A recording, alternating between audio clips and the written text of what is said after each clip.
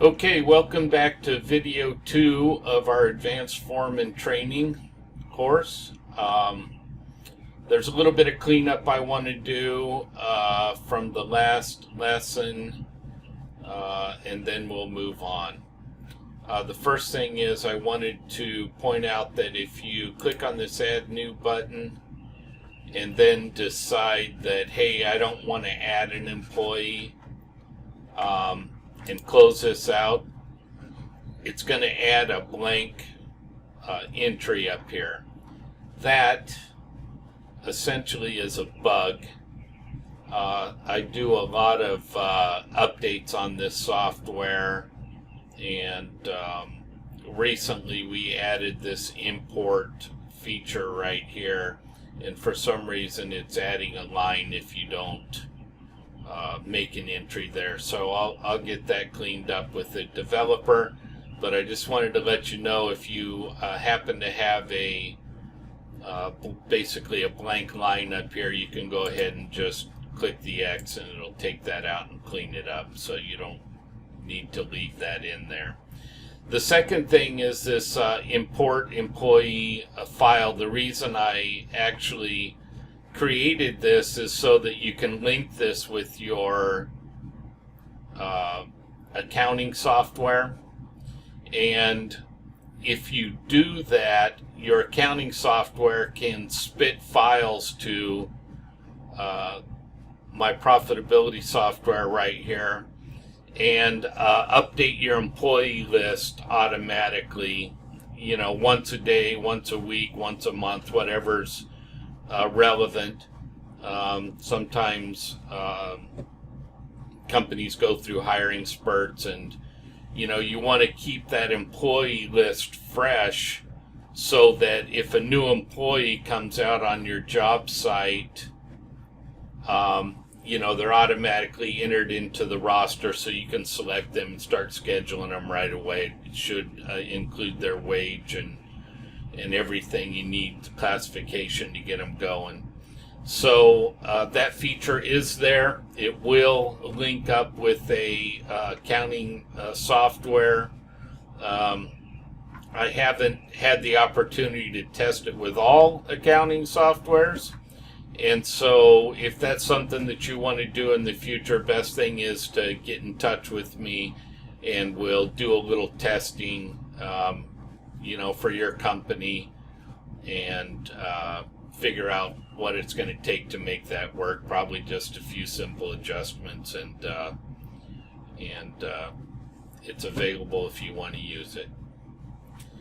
Okay, so let me close out of here and then we will move on. The first thing I want to do is go to this Phases tab. This is where your phases of construction are stored. You can see that we haven't added any in here yet, so it's blank. And this will be the task level on the task page, and obviously there's no tasks in here either. I can show you how to add those in manually, but I think what we'll do is import our project first, and then we'll go back once we import all of that in, and I'll show you how to add tasks and phases manually if you want to do that. It'll just be a little less messy that way. So let me close out of here and we'll go into the Import EP File tab. But first I'm going to walk you through a little bit of data that we'll be adding in there. So let me close out of here real quick. Okay, so real quick, these are the drawings for the sample project that we're going to put our schedules together for. This is just a set of drawings that I purchased from an engineer just to do kind of a, you know, a mock-up project for this class and demonstrations and things like that. But it's a small private school is what it was. This is the power plan, and then, you know, there's an enlarged office plan, and lighting here, fire alarm, and a site plan. So it's got all the components of a small commercial building, and it works real well for our purposes. But so this is the drawings. I'm going to include these in your email for your lesson plan, so you can actually download these and look at them. And now we're going to go in and take a look at the estimate. Okay, this is the estimate for our project, and it's broken down the exact same way that we're going to import it into the software. Now, if it doesn't look familiar to you, then I need you to go back and review the prerequisite videos for this advanced training. They're free on YouTube. They're free on my website. Everybody has been given a link to them on the website. But you need that information. I don't want to spin my wheels by going backwards, because this is an important part of the whole process. And this will probably represent your biggest challenge to managing your projects. Because, there's a very old saying, I guess now in the computer world, that, garbage in, garbage out, right? And it holds true for this. If your estimate or the data you're importing is garbage, your management of your project's going to be garbage. And, I am currently working in Texas on a very large, pretty large solar project. It's 150 megawatts. And I was invited here because they're struggling to meet their goals. And I, as soon as I got here, asked for a lot of information. I wanted to see their estimate and their financials, and just any information that they had that might help me figure out where they're at and where they're going and how to get there. And it's about a $17 million project, and I dug through the numbers and quickly determined that the estimate, while it probably contained a suitable amount of hours for the completion of the entire project, the categories were lopsided. In other words, there was too many hours in some categories and too few in others. They weren't, distributed properly. And a lot of contractors, bid things, like this off of historical data. If that data doesn't get collected properly, now you've got garbage, and you're going to spit out an estimate based on garbage. So basically what I'm saying is that, they track their project, and the employees are too lazy to report time accurately, so they just pile it all in wherever they want. Then the company uses that historical data to spit out estimates. Well, their total hours for, the size of project end up being accurate, but their allocation of them per, phase of construction or task is not realistic. And that's basically what I found here. And it happens a lot. And so there's a chance that you may need to do your own takeoff. And I will tell you that since the very early 90s, when I started doing this, I have done my own takeoff on every single project I've ever managed. And the way I do that is I do a detailed takeoff, and then I adjust my total hours to match their total hours so that we're comparing apples to apples, but my data is more detailed and therefore more accurate, better for scheduling off of. And there's a lot of ways to get this data into the system. Contractors use different estimating software. Sometimes they use spreadsheet for estimating. You know, on smaller solar projects, they even estimate by watt.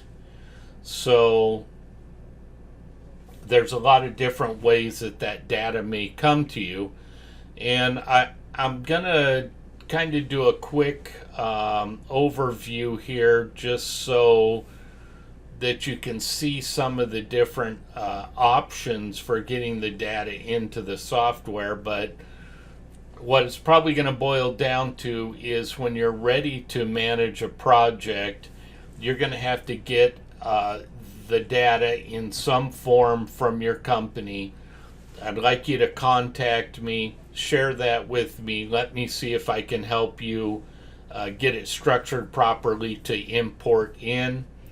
If we're successful there, then that's great. And I've done this a lot of different ways with contractors, so I have quite a bit of experience, with getting various formats in so that we can actually use it to manage our project.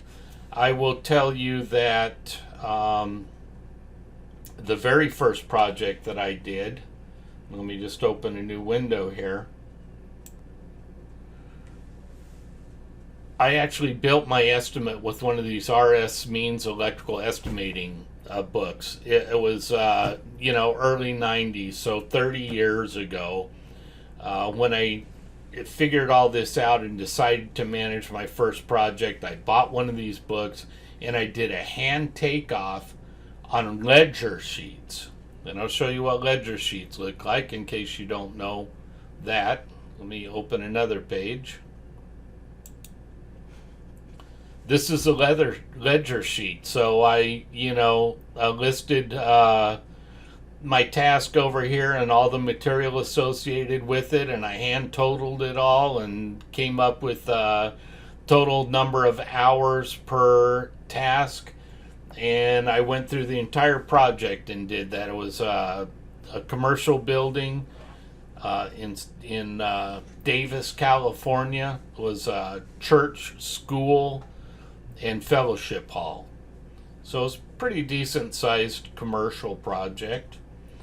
And then once I got all my totals, I checked the hours against my total hours against the estimate.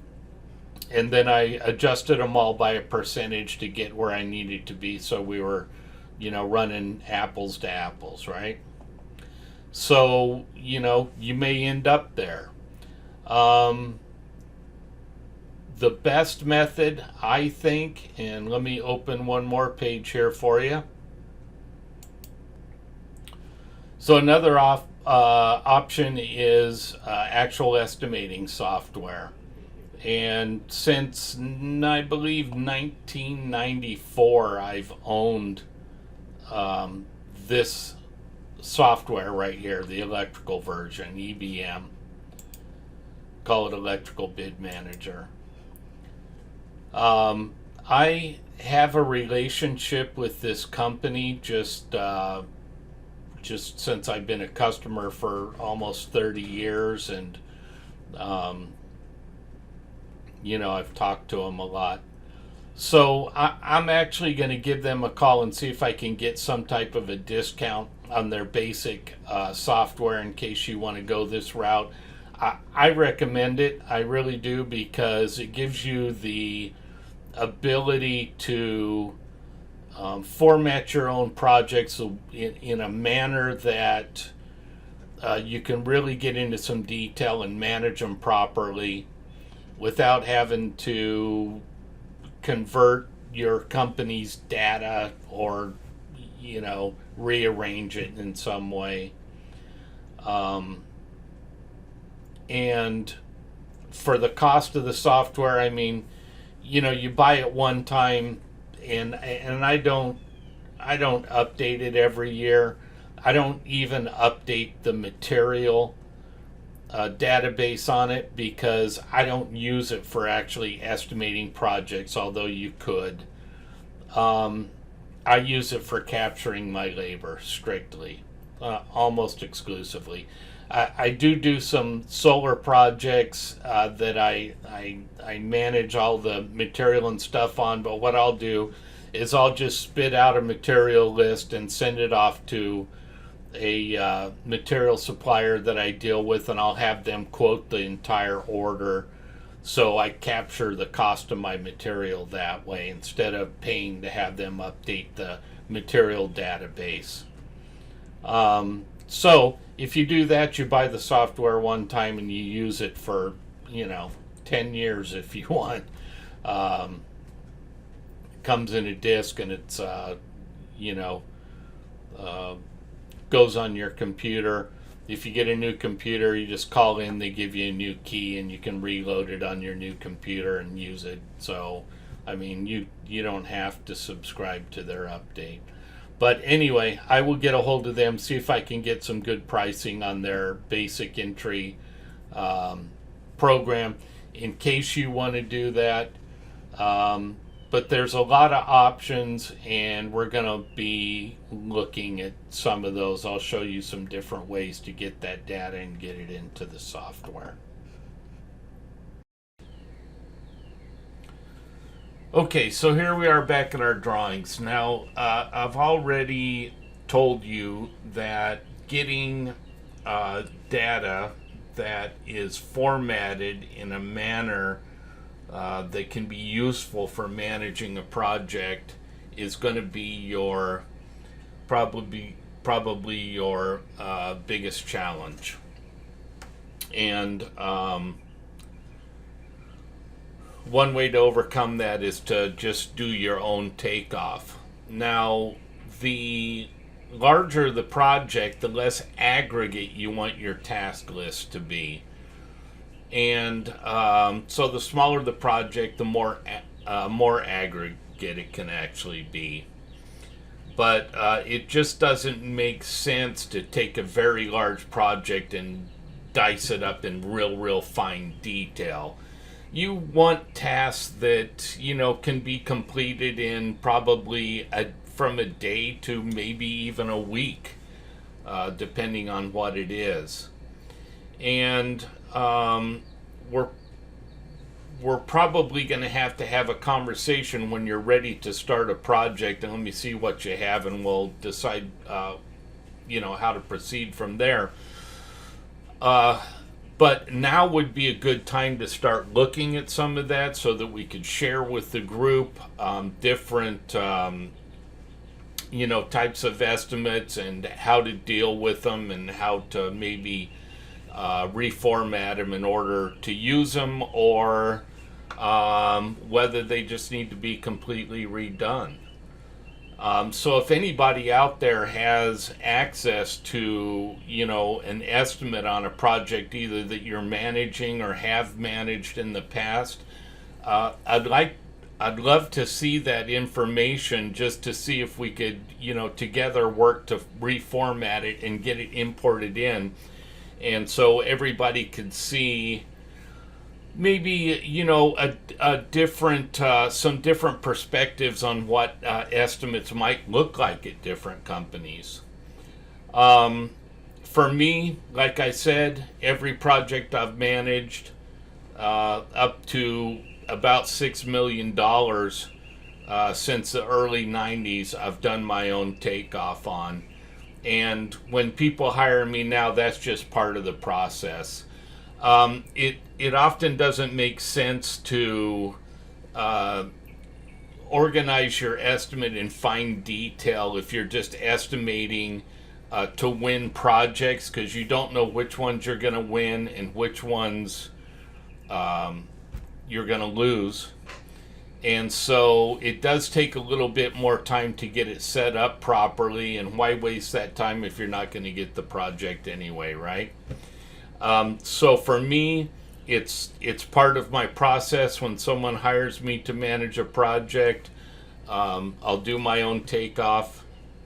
And now, since I've done that for so many years, and since I've used the same software product to do that, I'm generally better at determining costs than my customers are.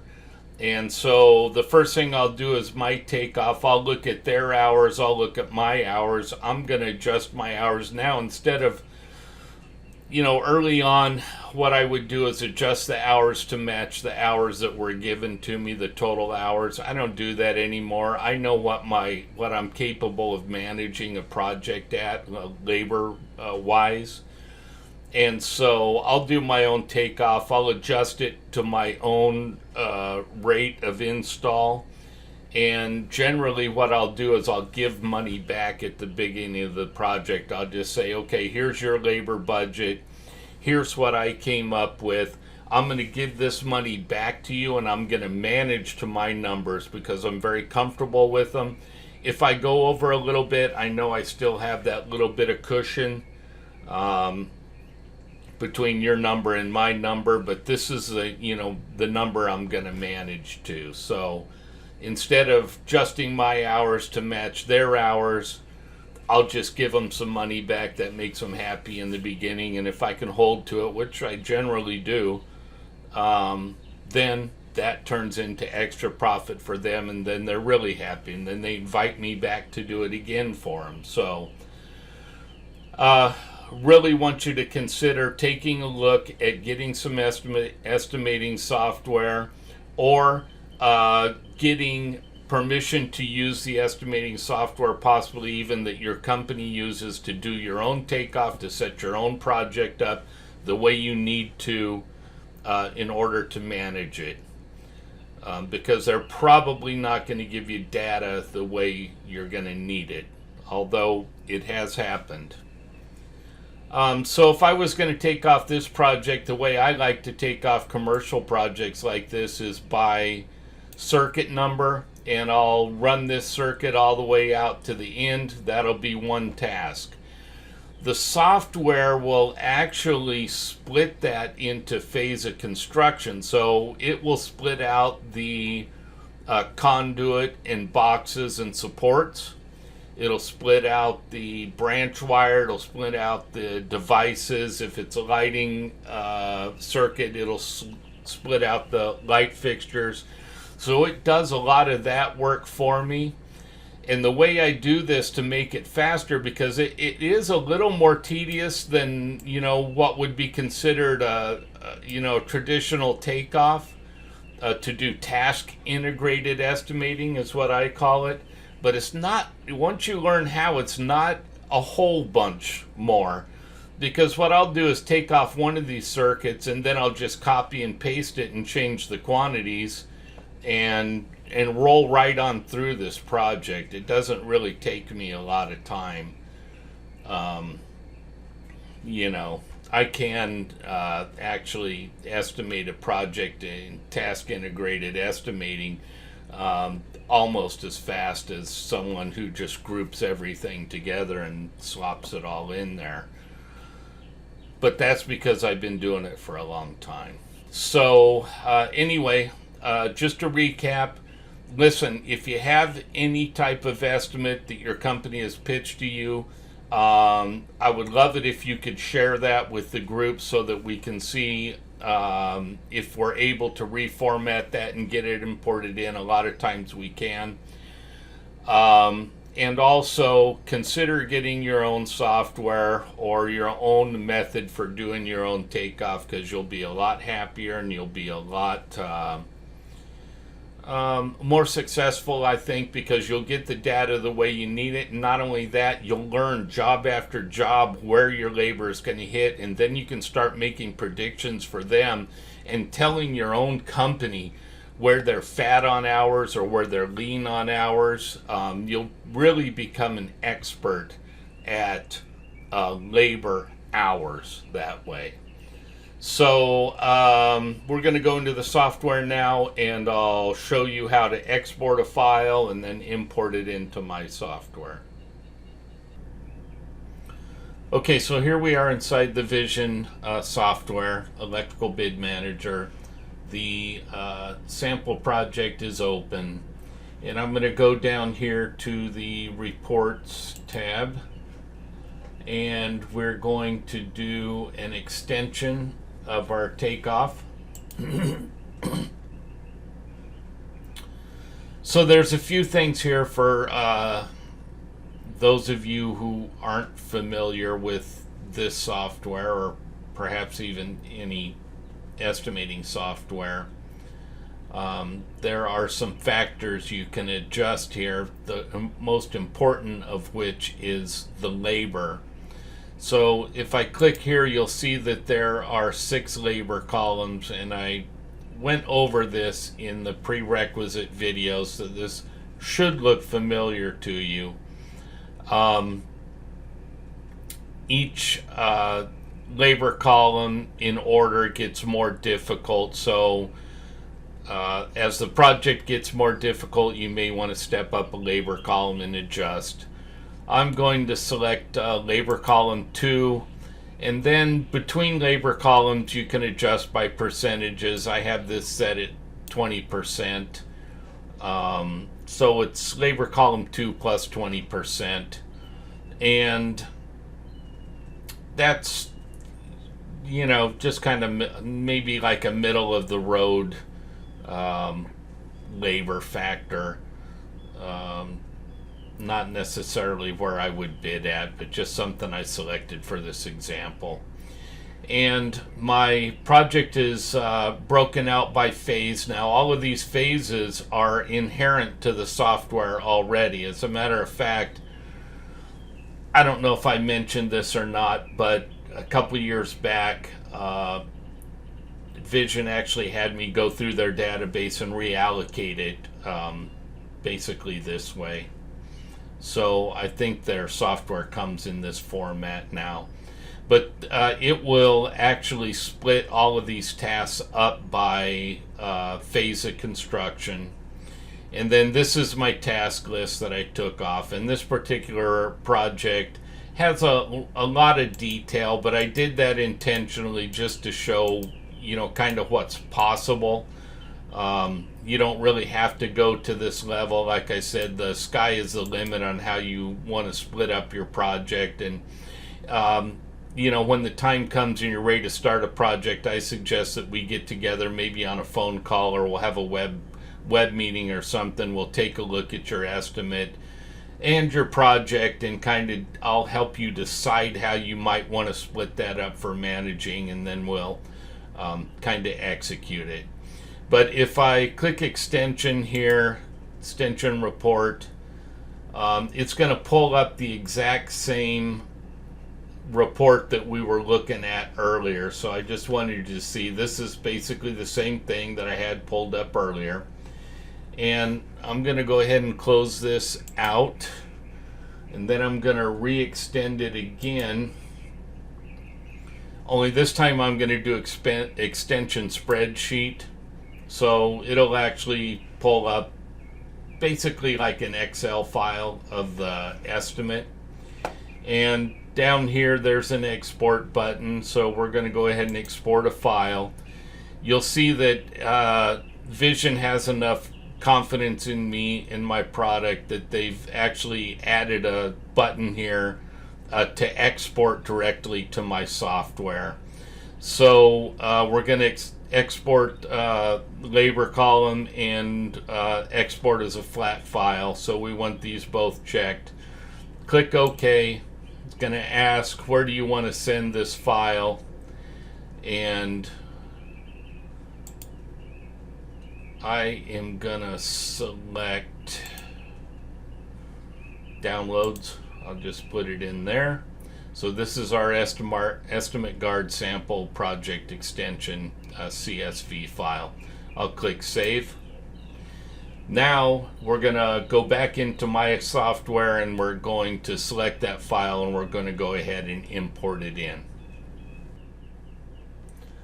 Okay, so we've formatted our estimate in a fashion that can be imported into the software, and now we're going to bring it in and we'll start organizing our project. In order to do that, we're going to click on this Import EP File tab, and we're going to choose our file. So we'll surf over to Downloads.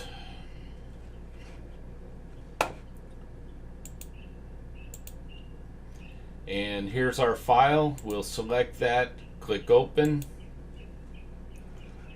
You can see that it's brought the file into the program. Now we're going to upload it. Once it's uploaded, we need to process those uploaded records. So we'll click on this button. That'll bring up this table right here. Now basically we need to tell the software which field is the phase field, which field is the task field, and which labor field we want to import. There is also a unit field right here. There's two types of scheduling in here. Depending on the type of project that you're managing, you may want to use unit tracking for scheduling.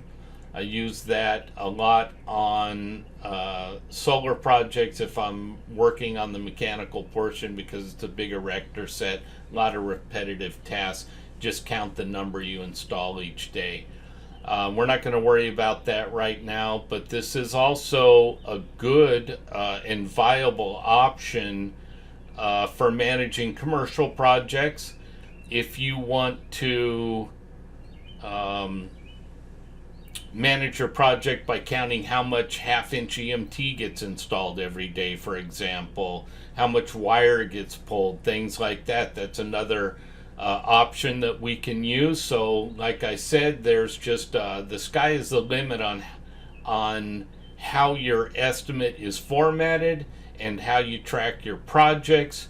I've included a lot of a variety in here so that I can satisfy most companies, and unit tracking may be something we decide to do on your project. I'll just have to take a look at what data you have and you know, what type of project it is, and if it's a viable option, we could go that route as well. For the sake of this exercise, I'm going to select a field for phase, and it's very simple. I'm going to select the phase field. Then for the tasks, I'm going to select section. And for the labor, I'm going to select extended labor, which is right here. I'm not going to worry about this. If I ignore that, it just won't import it in. So in this case, I don't need it, so I'm not going to use it. You can do units or hours, or you can even do units and hours. So you could track both if you wanted to. But I'm just going to bring in the hours for this project here. Last thing we're going to do is click this import this data button right here and approve this, and it'll bring all of the data in. Says your file's been successfully imported. Now if I click on the phase tab, you'll see that all the phases of construction have been imported along with the total hours for each phase. If I click on the task tab, it's brought in every task in the project, and you can see that the list is long because I provided a lot of detail. This is probably a good time to talk about these columns right here, supervision, margin, and materials. The program defaults at 10% for supervision and 10% for materials. You may or may not want to use those. Some companies at the foreman level include a separate budget for foreman supervision on their projects. If your company does that, that's the hours that you're going to use for supervision, and will actually create a new task for that, or it'll just say supervision and we'll include those hours in there. But a lot of companies kind of overlook the foreman supervision, and it is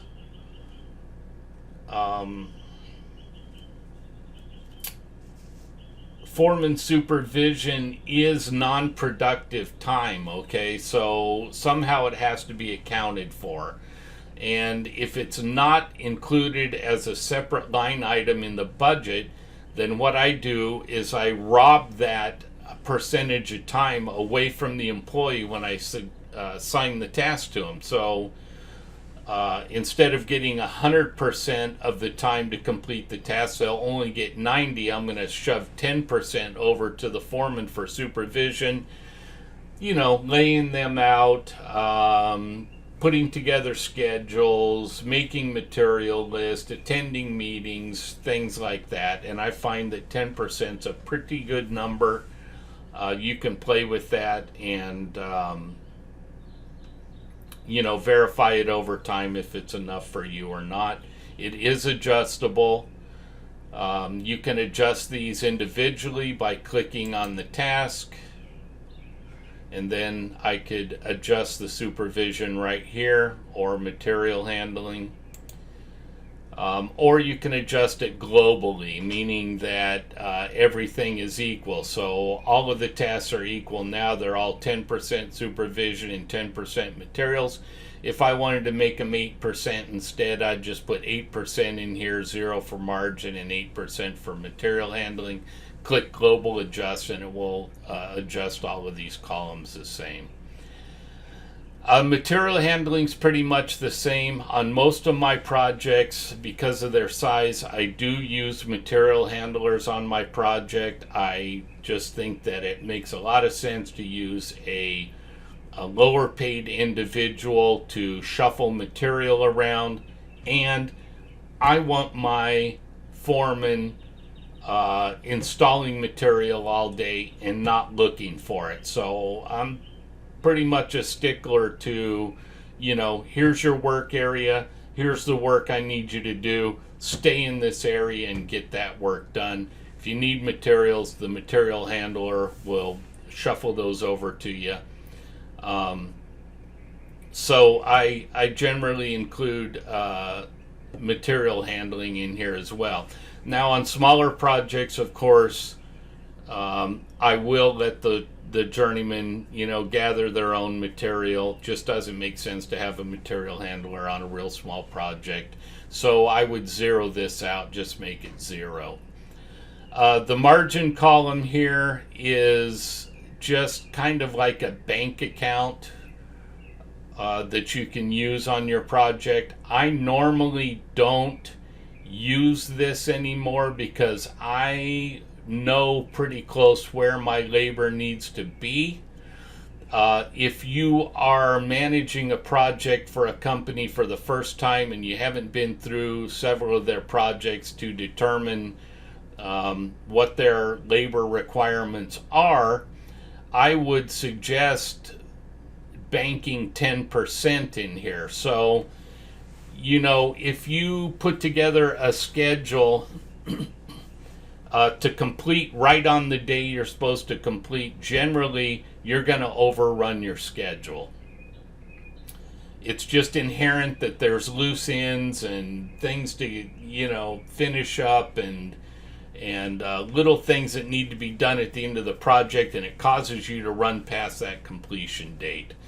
So if you take 10% of those hours out, it's like a bank account. Okay, that money doesn't disappear, it stays in there, and it's additional labor available to you to complete your project at the end. So until you figure out exactly how your labor is performing in relation to your company estimate, I like to have a little margin in there, a little money saved away for myself.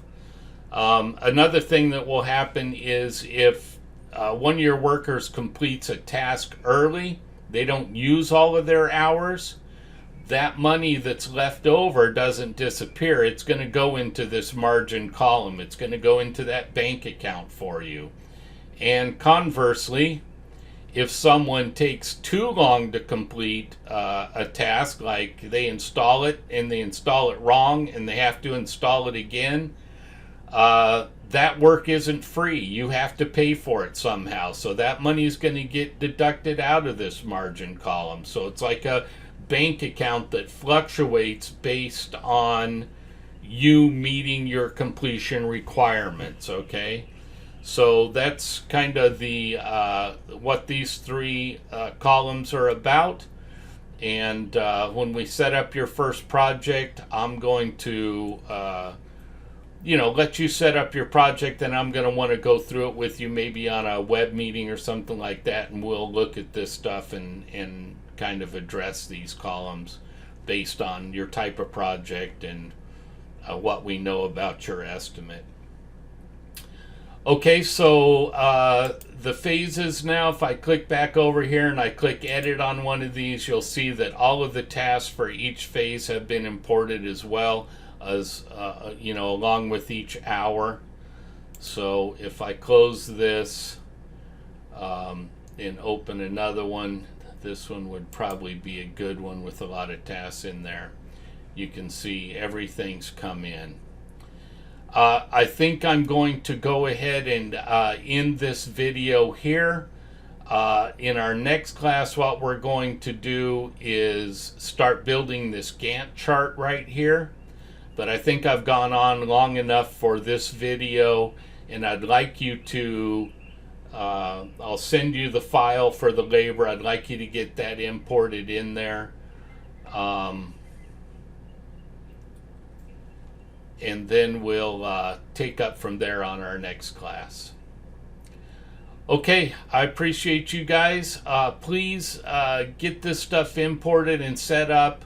Those of you who haven't sent me a link yet so that I can look at your work, I'd appreciate it if you'd create a login for me and send me that login information so I can go into your project and take a look at this.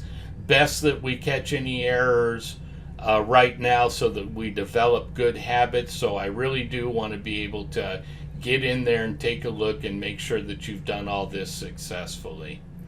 Okay, you guys have a great week. I will send out a meeting notice for Thursday again.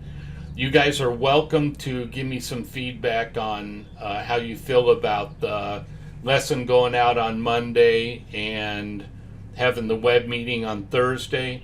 I was thinking that we might be able to reverse that if it works better for you to send the the instruction on Thursday, and then you have the weekend to work on this, and then we could have the the follow-up call either on Monday or Tuesday. If that works for you, you have my email. Send me an email. Let me know what your preferences are. We'll see what everybody's thoughts are, and we can make adjustments if necessary. Okay, thank you guys. Appreciate you.